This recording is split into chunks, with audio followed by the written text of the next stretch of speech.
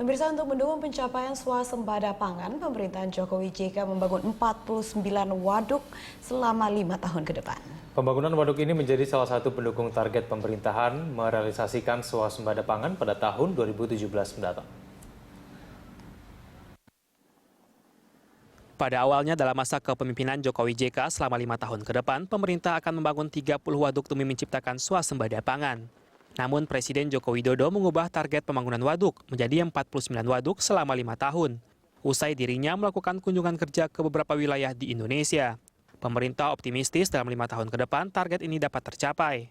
Dari keseluruhan target pembangunan waduk diperkirakan menelan investasi mencapai 29,4 triliun rupiah. Pembangunan waduk menggunakan anggaran pendapatan belanja negara APBN tahun 2015 hingga 2019. Dana akan diambil dari pengalihan anggaran subsidi yang selama ini tergolong konsumtif, seperti subsidi BBM.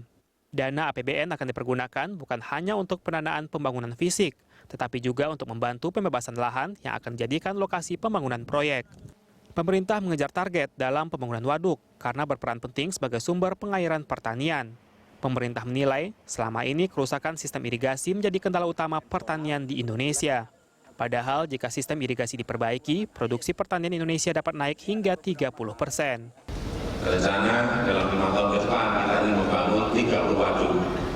Tetapi karena kita muter-muter di provinsi, kabupaten kota, menjadi tambahnya 19 waduk, jadi 49 waduk yang ingin kita bangun dalam 5 tahun ke depan.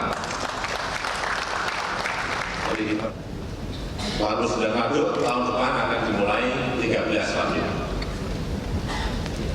Rencana kemarin 11, ternyata lapangan menunjukkan bisa 13.